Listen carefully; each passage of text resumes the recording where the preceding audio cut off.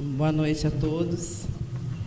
Em primeiro lugar, agradecer a escola, né, na pessoa aqui do Dr. Prudente, que proporcionou esse encontro maravilhoso, tão proveitoso, embora, como ele mesmo se disse, inteiramente contrário a isso, não acredita na análise econômica do direito, mas nem por isso, né, Dr. Prudente, o senhor deixou de proporcionar isso tudo para a gente.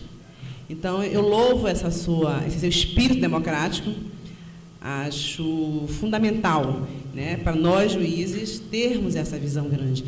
E eu saio daqui hoje, estamos na última palestra, saio assim, muito feliz, porque eu aprendi muito aqui. Esses aportes que foram trazidos aqui, teóricos e tudo, contribuíram em muito para não só o meu crescimento, como o aprendizado assim, de todos aqui. Nós saímos outros aqui, eu tenho certeza disso. Então, estou muito feliz por isso, por essa oportunidade. E o importante, Dr. Prudente, aqui também, é que, com isso, nós tivemos a oportunidade, nesse encontro, de juntar, né, um encontro da Escola de Magistrados com o aporte teórico da academia. Então, nós tivemos aqui professores, né, nós tivemos aqui professores juízes, né, tivemos aqui juízes. Então, isso é muito importante, porque traz essa gama, né, de olhares, essa leitura bem diversificada dos fenômenos, né, jurídicos. Então, a análise econômica do direito foi abordada aqui sob diversas óticas. E foi muito interessante isso. Então, estou muito feliz por isso, quero agradecer. E feliz por apresentar essa juíza linda, maravilhosa, baiana, que está com todo o gás aqui, uma pessoa extraordinária. A Clara é fantástica. A Clara é uma máquina, né? Clara já vem desde da faculdade, depois de juíza, tem atuação assim, em diversas direções, né? E agora está indo para os Estados Unidos complementar a formação dela. Mas, claro, deixa eu apresentar, para quem não a conhece, é doutoranda em Direito Econômico pela Universidade de São Paulo, mestre em Direito Constitucional pela Universidade de Brasília, especialista em Direito Público pela Universidade de Brasília, se graduou na nossa gloriosa UFBA, né?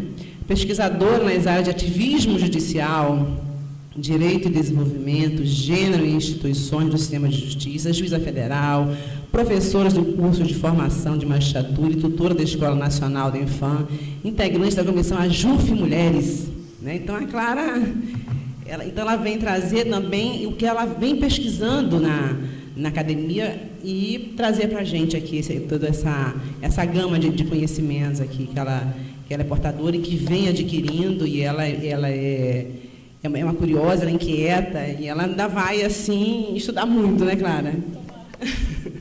Então, eu passo a palavra aqui para você.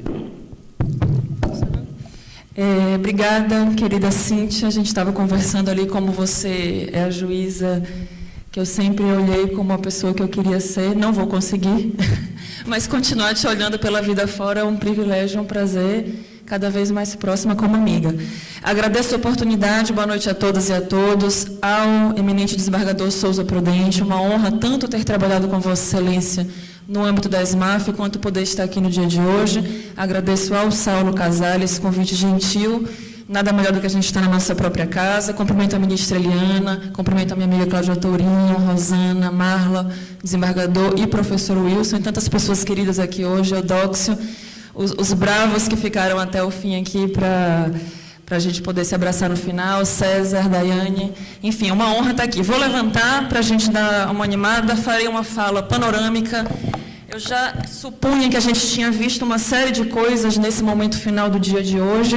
Vou acelerar, vou fazer, de uma certa forma, uma problematização de tudo que a gente viu. Bom, eu acho que uma pincelada do que a gente viu aqui hoje é que tem gente que se alinha à ferramenta e tem gente que problematiza a ferramenta em graus acentuados. A gente viu divergências que surgiram aqui hoje. Eu estou no time dos que problematizam a ferramenta, não jogo a ferramenta fora, acho ela importante, necessária, mas coloco ela num leque teórico que pode ser problematizado, e eu vou trazer que leque teórico é esse hoje aqui para vocês. O que a gente viu de análise econômica do direito, a pincelada que a gente passou o olho hoje, é de que ela parte de um método que é microeconômico, ela parte de um método que é de racionalização de custos à luz das preferências dos agentes. A brilhante palestra que a gente teve aqui agora, ela supõe e ela deixa claro que esses agentes são racionais, esses agentes eles agem com nivelamento informacional, é quase um sistema hermético, abstrato e fechado que pode ser aplicado mundo afora. Digamos, fazendo aqui uma pincelada do que seria uma teoria mais neoclássica, uma abordagem mais tradicional microeconômica. Essa abordagem ela é problematizada mundo afora e sempre foi ao longo do tempo por variados matizes, e ela passa, a partir da metade do século XX, a lidar dentro do seu próprio bojo com teoria dos jogos e com a parte dos stick and carrots, que é o que o Marcelo trouxe aqui. Como é que a gente coloca incentivos e cooperação como uma forma de fazer esses agentes econômicos se dinamizarem e interagirem de modo colaborativo? E o que faz as pessoas cumprirem, né? Por que cumprir? Por que Estado de Direito? A grande pergunta do why comply? É o porrete? É o stick? Ou é a cenourinha que ele colocou na figura dele? Isso já está também absorvido dentro do próprio âmbito da teoria que se alinha mais a essa abordagem da análise econômica do direito, essa abordagem mais neoclássica. Uma grande problematização desse modelo vem com a economia comportamental. Eu não sei o que já foi dito sobre isso aqui hoje, que também são estudos que vêm desde a década de 70, e a gente sabe hoje que existe uma série de... que esses agentes que se suponham racionais não são tão racionais assim, que existem vieses cognitivos que enganam essas decisões e que o mapeamento desses vieses é também importante para que a gente tenha uma previsibilidade de como esses agentes vão se comportar. Então, eu fiz essa brincadeira do crepúsculo do Homo economicus para dizer que ele está problematizado dentro da sua própria teoria. Então, se numa lente maior, se a gente abrir essa lente, e daqui a pouco nos slides seguintes a gente vai problematizar se isso tem implicações em o que deve ser feito num país em desenvolvimento, como isso se aplica ao Brasil, como isso se aplica em outros modelos culturais, dentro também de análises microeconômicas, isso é e deve ser problematizado, e contemporaneamente isso é tematizado pela economia comportamental, que também já foi agraciada com o Prêmio Nobel. E para quem tiver interesse no aprofundamento, ainda que parcial, tem o livro do Daniel Kahneman, tem muita gente escrevendo sobre isso. E na área do direito tem o professor Cass Sunstein, que acho que foi o primeiro a trazer essa abordagem comportamental para o âmbito de como se debate políticas públicas, como se criam incentivos a que as pessoas ajam positivamente no âmbito das formulações de regulação. Bom, o direito, eu falei que essa ferramenta ela pode ser tanto questionada no seu próprio âmbito, e ela é questionada num âmbito maior, que é o seguinte: isso são escolhas morais sobre como os recursos devem ser alocados. E até entender que eles são escassos, em alguma forma, também é conceito que deve estar em disputa. A gente está vendo isso na reforma da Previdência. Tem gente que diz que tem dívida, tem gente que diz que não tem. Ainda que isso seja uma heresia absoluta para os economistas, talvez também a nossa Constituição não agrade os economistas.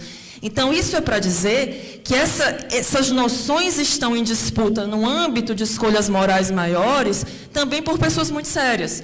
Então, no âmbito de fundamentos morais que conformam a política, eu posso vir de um galho filosófico que vem do utilitarismo para o pragmatismo, e eu posso chegar até a Lindbe para dizer que o juízo, o vetor principal dele deve ser o consequencialismo. Como eu posso achar que isso tudo está errado e ser muito inteligente também, e estar fazendo ciência também? Ninguém coloniza e nem se apropria do conceito de ciência, sobretudo em ciências humanas, porque a nossa ciência é uma ciência que vai estar o tempo inteiro sendo feita desse modo que a gente está fazendo aqui. Ela é uma validação pelos próprios pares, ela é um questionamento permanente, e uma pessoa vai escrever, a pessoa seguinte vai invalidar, e é um fluxo dinâmico. Então, é importante que como magistrado, a gente não se sinta intimidado por nenhuma casca de cientificidade estranha ao debate maior, e estranhas escolhas morais, que são escolhas, no fundo, políticas. Você pega um economista como o Ha-Joon Chang, o coreano, que é um gênio que está lá em Oxford, está nas maiores universidades do mundo,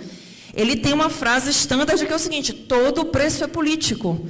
Por quê? Porque em algum momento nós vamos ter uma decisão regulatória que é a seguinte: eu abro para todo mundo criar um aplicativo e emprestar dinheiro um para o outro, fintech, Empréstimo peer-to-peer, ou isso não pode porque eu vou quebrar os conglomerados bancários? E como é que o Banco Central vai lidar com isso? Isso é uma decisão que tem impactos, que vai ter uma série de análises econômicas e regulatórias, mas tem dimensão moral e tem dimensão política. Então, é importante que, como magistrado, e a gente teve palestras aqui fantásticas nessa linha do próprio professor Wilson, está problematizado e a gente não tem que se intimidar com nenhuma casca abstrata de cientificidade, porque também isso está em disputa. E evitar, da mesma forma que o direito não é clivado em relação à economia, é interdisciplinar e é interdependente, ele também não precisa ser colonizado.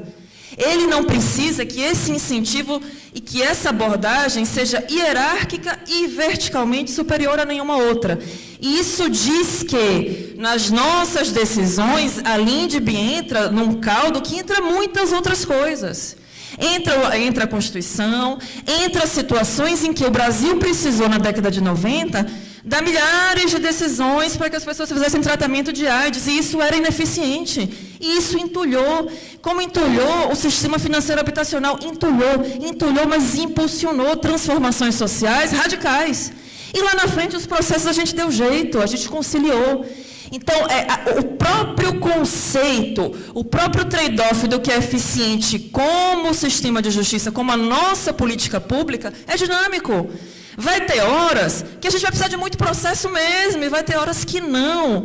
E transigir com isso, para que a gente trabalhe numa permanente lógica de que nós temos que enxugar tudo e que não tem políticas públicas que demandem um certo impulso e uma centralidade que nós ganhamos nesse impulso, isso é uma foto estática. Isso não é a foto da nossa história até hoje, nos 30 anos de Constituição.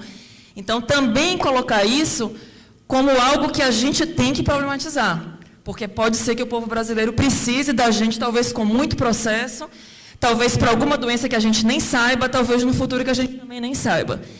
Então, são escolhas trágicas, todo esse arcabouço teórico que passou aqui no dia de hoje, na minha leitura, numa leitura de fechamento aqui dessa parte científica do trabalho, não é para ser desprezada.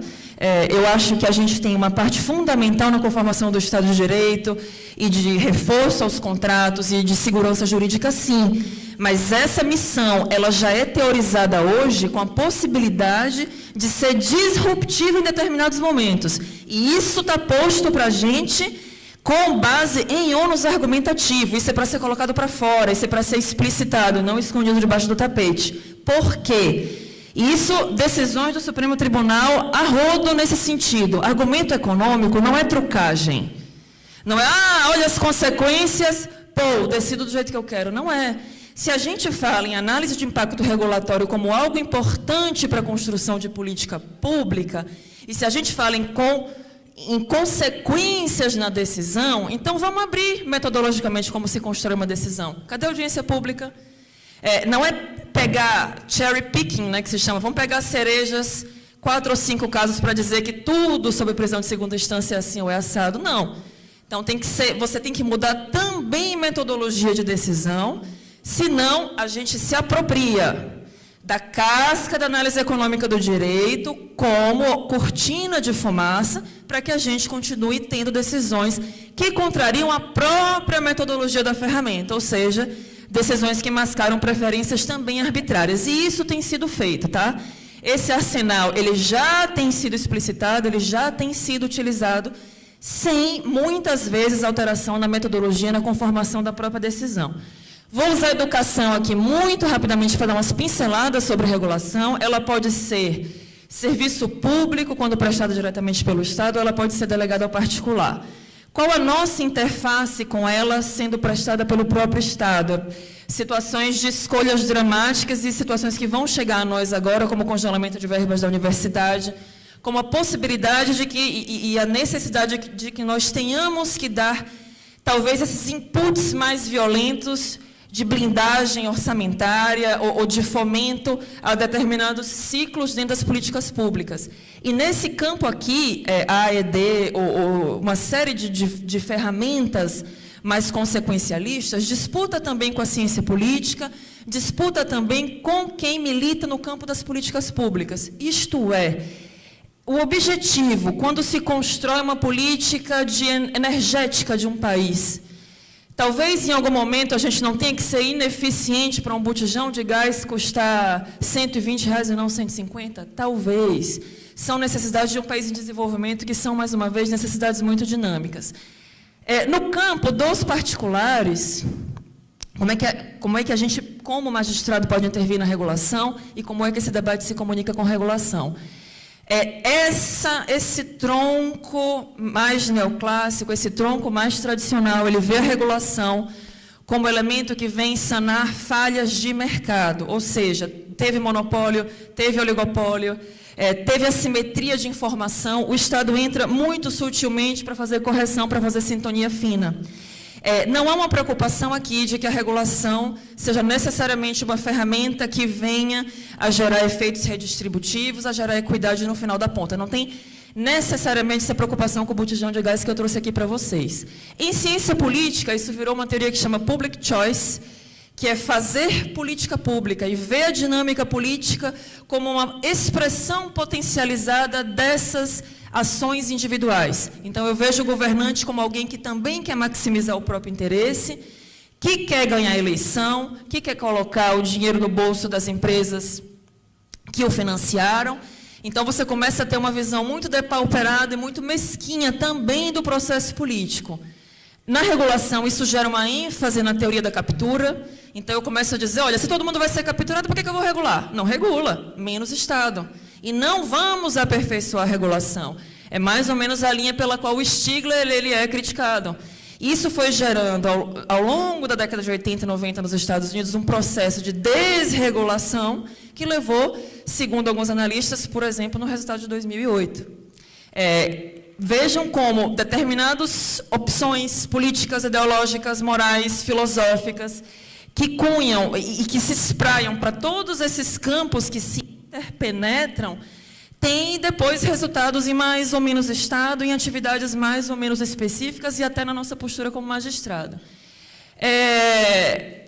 Custos de transação e externalidades, o Estado acaba sendo oneroso, nós, Poder Judiciário, no geral, somos vistos também como mais geradores de externalidades negativas do que o contrário.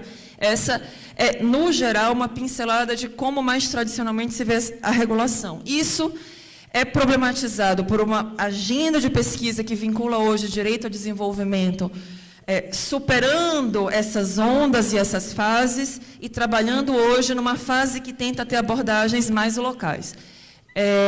Caminhando para o fim.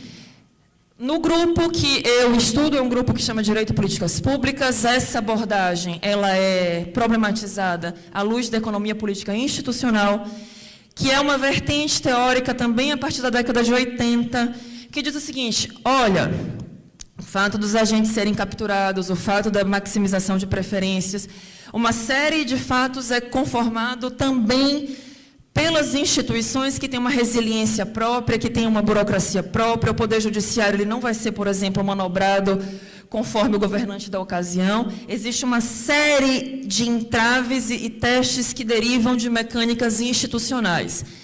Essa vertente que existe a NEI, existe ela mais ligada à economia institucionalista, mais ligada a uma visão neoclássica, mas existe uma mais heterodoxa. Ela vai dizer o seguinte, vamos analisar e conformar instituições conforme contextos locais, que é o que veio sendo construído pelo Polanyi, que é trabalhado hoje pelo Fred Bloch, uma série de pessoas que trabalham no mercado financeiro. Quer dizer o seguinte, tudo que se constrói em economia e o próprio conceito de mercado, esses são conceitos culturais que foram construídos ao longo do tempo e que vão variar de sociedade para sociedade. Então, nada disso é uma verdade absoluta. O Fred Bloch até ele faz uma brincadeira, acho que é prefaciando o livro do Polanyi. Os economistas clássicos criaram de tal modo um sistema fechado que isso os livra de qualquer afirmação empírica. Então, isso é problematizado tanto sob o ângulo hoje das instituições, quanto nesses conceitos que trazem o mercado para ser enraizado social e culturalmente nas sociedades em que inserido, ainda que essa inserção, essa embeddedness, seja autônoma, ainda que não seja completa. Então, essas instituições, elas guardam uma dinâmica própria, mas elas estão sujeitas a um contexto social e cultural. Uma série de questões de educação passam por nós, de fiéis, de funcionamento de curso. No geral, nós temos dado cumprimento a esses contratos e garantido uma segurança jurídica nesse sistema educacional. O Poder Judiciário, embora não seja o criador da política inclusiva de cotas raciais, também a validou e a chancelou. E nós somos, sim, também inovadores e disruptivos no âmbito educacional, em algumas ações, e talvez precisemos ser cada vez mais diante desse tipo de desafio que a gente vê agora. Já falei como é que o Judiciário deve se posicionar em relação a isso, mas não de forma definitiva. Como é que eu fecho? Acredito que muito do que já estamos fazendo é respeitar a política pública na forma como é feita, e esse respeito faz com que nós tenhamos que, talvez, dar passos atrás para ser um pouco mais procedimentais do que substanciais. Nós podemos atuar cada vez mais como cortes mediadoras que respeitam as análises de impacto regulatório, que chamam as pessoas para ser ouvidas na justiça, que não encaram essas demandas econômicas como demandas assépticas, porque pode sentar na mesa de audiência o revendedor de combustível e pode sentar na mesa de audiência o regulador de botijão de gás. Então, cada vez mais a gente pode trazer a política pública para sofrer esses influxos de mediação através do Poder Judiciário, mas que essa ferramenta que foi exposta ao longo do dia de hoje não nos intimide, não nos acovarde em circunstâncias dinâmicas nas quais o Poder Judiciário brasileiro se mostrou valoroso e importante no processo constituinte dos últimos 30 anos. Reitero, talvez a nossa Constituição não seja tão eficiente assim, e talvez ela não precise. Talvez a nossa experiência de constitucionalismo sul-global ou o welfare judicializado, a gente não sabe. A nossa experiência não precisa mimetizar o que foram outras experiências constitucionais. O que importa é que ela gere condições de vida substancialmente melhores para a nossa população. Então, se alguma provocação fica dessa minha fala hoje, é a de lembrar que nós temos o papel de trazer voz para segmentos marginalizados, de criar redes, de mostrar que direitos foram violados, uma série de papéis de transformação social que nós estamos exercendo há alguns anos, e que a ED vem para somar, vem para que talvez a gente precise mudar as nossas metodologias, mas não abandonar esse papel. Obrigado.